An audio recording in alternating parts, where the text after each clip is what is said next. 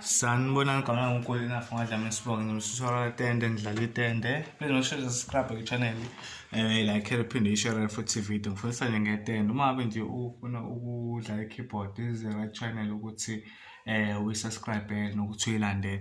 So ngifuna nje ukusho lento le guys ukuthi ngiyabonga kakhulu kulabo abayisupport le channel ize ibe la ikhona noma igrowth ingekho nkulu ngaleyo ndlela ingekho massive kodwa le growth encane engiyitholayo day by day ngiyabonga nje kulabo abasupportile ku channel. Then ngibonga kakhulu kwisizwe samaXhosa basupportile labantu laba basupportile kakhulu basupportile kakhulu abantu laba ngifuna uqhama abantu besizwe samaXhosa yibo abenze le channel ime kuze kube ilesikhathi esikusona manje. Ngabe kade ngayeka indaba ukufundisa Itende ngayeka ukufundisa nje la ku YouTube lapho ngabe sengayamalala nami njengalabo abanye amalelele ku YouTube ngokufundisa keyboard.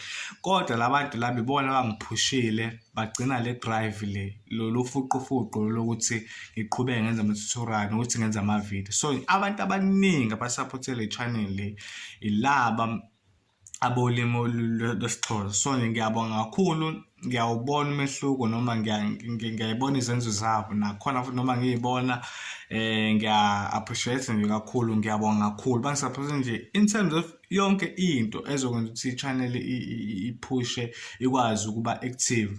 Bangisupporta ngedatha, bangisupporta nangemali, yibo kakhulu abantu ade bedonate lapho. Iboya laba kakhulu akade bekhipha ama-airtime bekhipha ngisho nemali ke yaboza ukuthi ke mhlawumbe ngenze izidingo zami nani. So nje ngiyabonga kakhulu.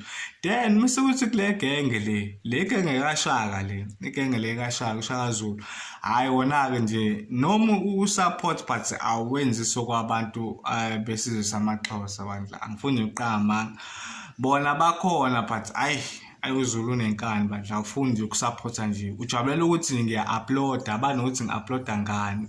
Abantu abangethi ngi-upload ilaba abathetha isiXhosa, ibona abanginike i-airtime, ibona abanginike idatha ukuthi ke ngikwazi ukulokhu ngiphusha i-channel. So nje ngiyabonga kakhulu ukubona, ngidlulisa nje ukubonga before singene nje ku-2022 ngithanda nje uqala nje ngibabonge unyaka sesiyovala manje ngale video izovela ngayo kodwa ngenze ngomhla ka ngenze uba uthi ngicheck the phone November 5 ngenze ngoNovember 5 angazi izovela nini ke kuwena but ke izovela ku YouTube lapho izovela ngoDecember ngazi.